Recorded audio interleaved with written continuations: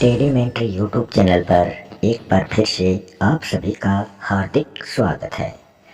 General science से संबंधित अपने जो टॉपिक कर रहे हैं उसमें हम आज जो टॉपिक लेके आए हैं ये टॉपिक कॉम्पिटिशन एग्ज़ाम के लिए बहुत ही लाभदायक है।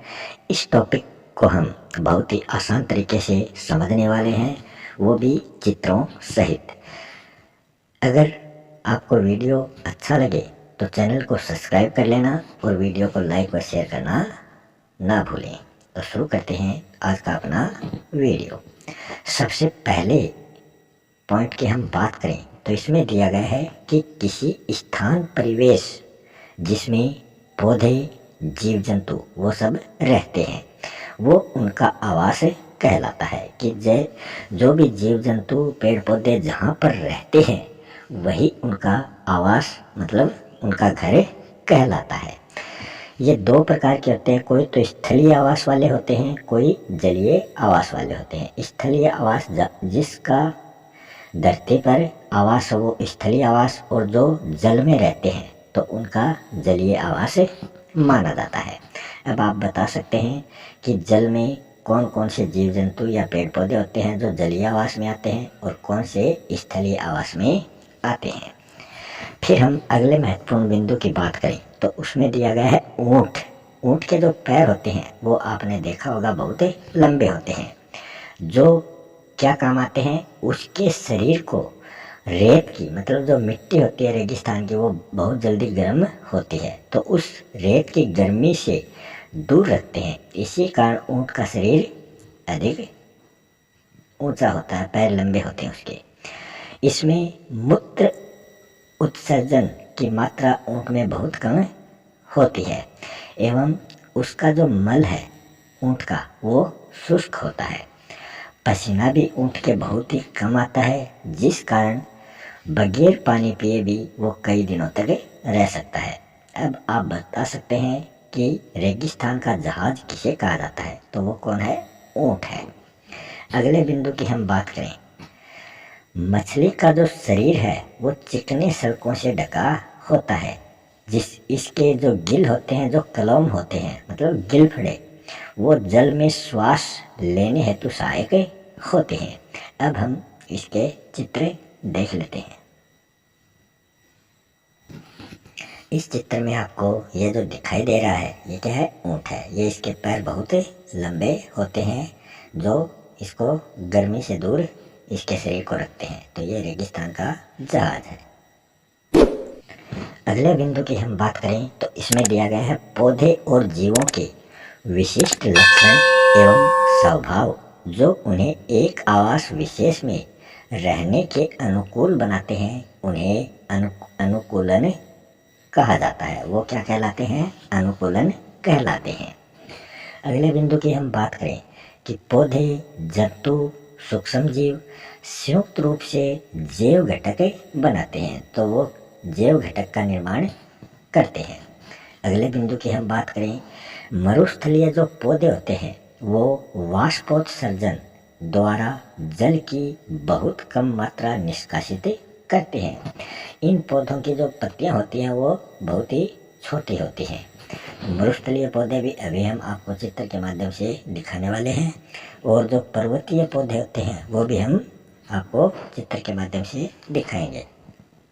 अगला बिंदु है नागफनी पौधे में प्रकाश संश्लेषण जो है वो सामान्यतः तने में होता है, तो वो प्रकाश संश्लेषण का कार्य तने की सहायता से वो करता है। अब हम इनके चित्र देख लेते हैं। तो यहाँ आप ये जो चित्र देख रहे हैं ये मरुस्थलीय पौधे यहाँ आपको दिखाई दे रहे हैं। कोई कैक्टस है, नागफनी, ये सभी क्या हैं, ये मरुस्थलीय पौधे हैं। ये सिर्फ मरुस्थल में ही उत्पन्न होते हैं।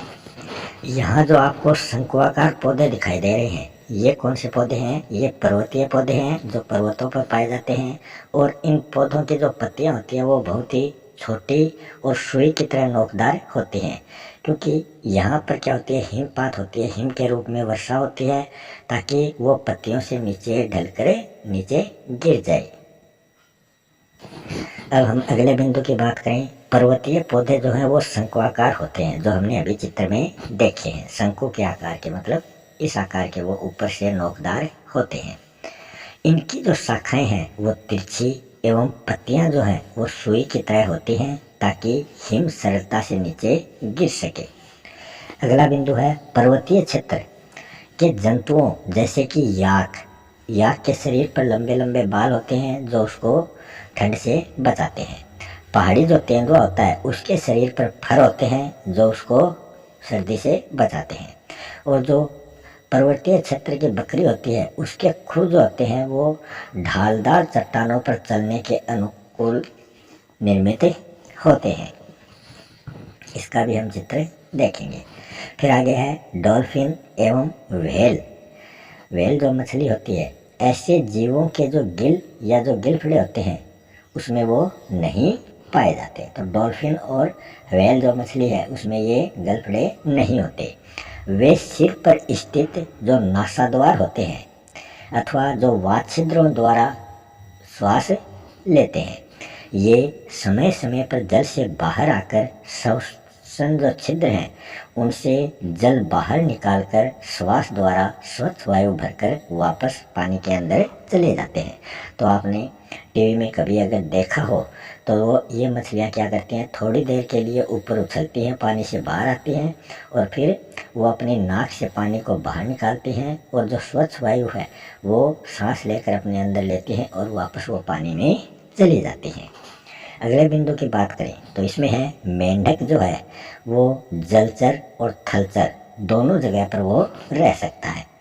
मेंढक के जो पीछे के पाँव हैं वो बहुत लंबे और मजबूत होते हैं, जो उसको छलांग लगाने में, तैरने में और शिकार पकड़ने में उसकी सहायता करते हैं। यहाँ जो ये चित्र दिखाई देता है ये क्या है, हिम तेंदुआ। इसके ये शरीर पर फर होते हैं जो इसको सर्दी से इसका बचाव करते हैं। आगे हम बात करें याक।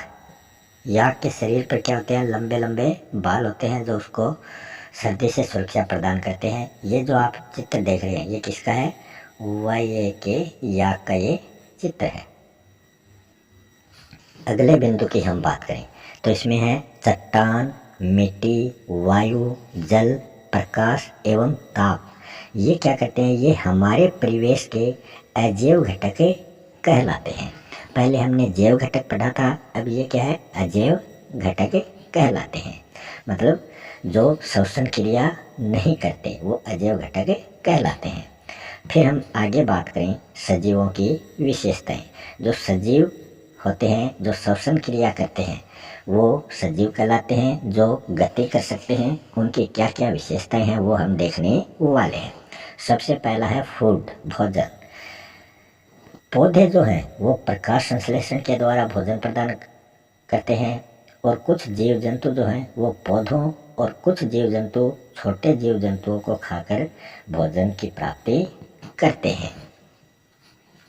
जैसे कि जो शेर होता है वो जंगल में छोटे जानवरों जैसे कि हिरण या और कोई जानवर है उनको खाकर अपने पेट की भूख मिटाता है, तो वो भोजन के अंतर्गत आ जाता है। फिर है श्वसन।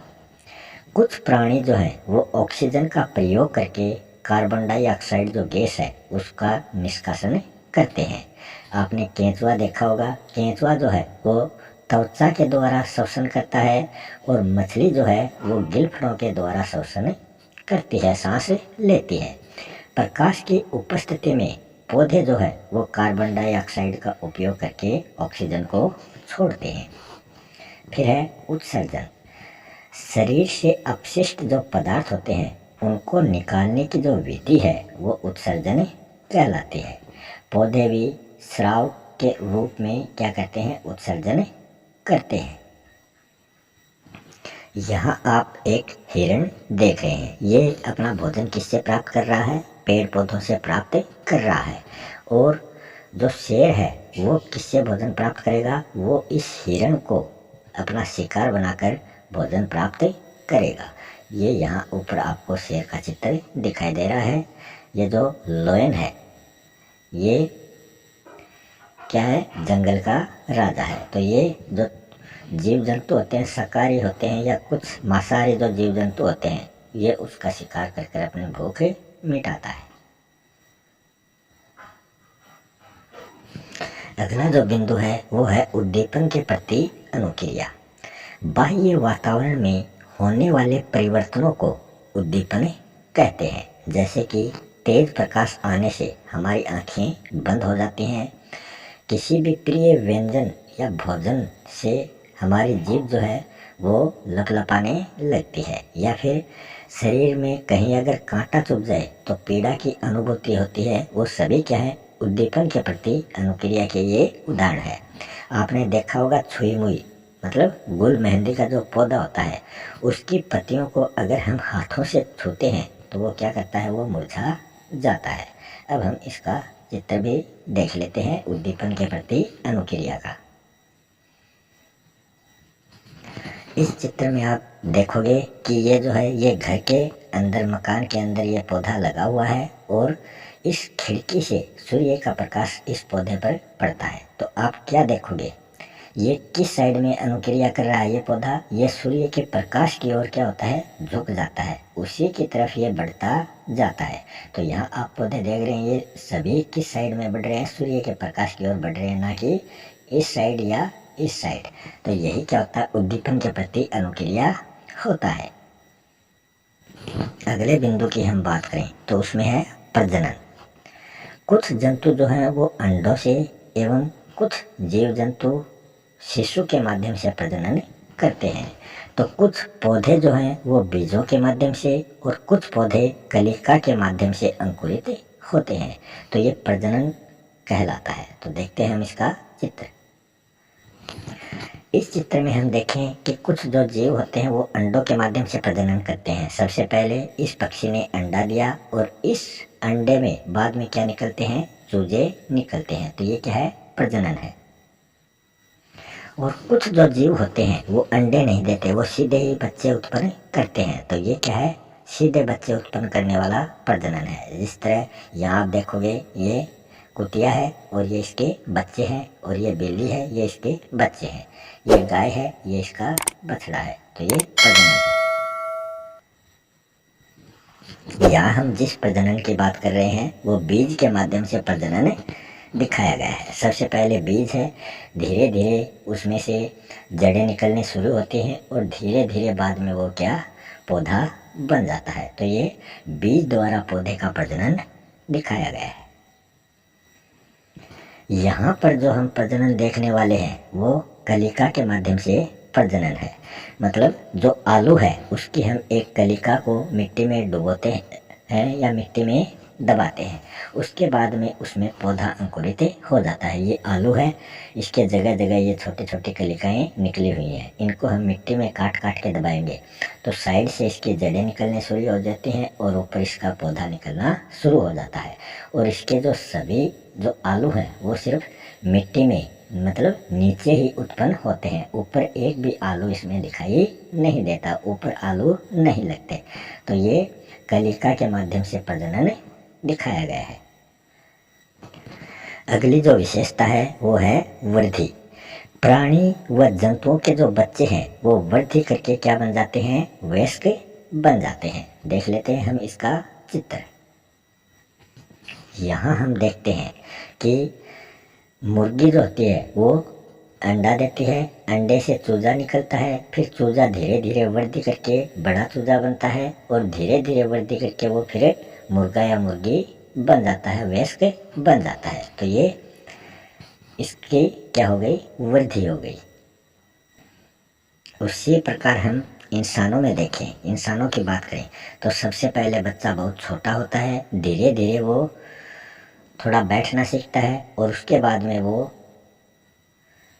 धीरे धीरे आगे खिसकना सीखता है। तो ये इसमें क्या दर्शा रहा है, ये इसमें वृद्धि दर्शा रहा है। वैसे ही ये बच्चा जब थोड़ा बड़ा होगा तो ऐसा हो जाएगा, उससे बड़ा होगा तो ऐसा हो जाएगा और उससे बड़ा होगा तो ये इस प्रकार हो जाएगा। तो ये सभी क्या दर्शा रहा है, सभी में वृद्धि दर्शाई गई है।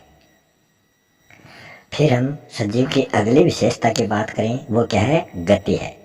जो सजीव होते हैं वो एक स्थान से दूसरे स्थान पर गमन करते हैं, मतलब वो जा सकते हैं। अब ये मत सोचना कि रेलगाड़ी बस वो भी एक स्थान से दूसरे स्थान पर जाते हैं तो वो भी क्या है, सजीव हैं। सजीव श्वसन क्रिया करते हैं, भोजन करते हैं। तो आपने ऊपर जितनी भी विशेषताएं देखी हैं वो सभी सजीवों की विशेषताएं यहाँ दिखाई गई हैं। तो इसी के साथ अपना जो आज का ये टॉपिक है ये यहीं समाप्त होता है। अगर आपको वीडियो अच्छा लगा है तो चैनल को सब्सक्राइब ज़रूर कर लें ताकि आने वाले वीडियो के नोटिफिकेशन आपको प्राप्त हो सकें। मिलते हैं नेक्स्ट वीडियो में किसी नए टॉपिक के साथ। तब तक के लिए जय हिंद, जय भारत।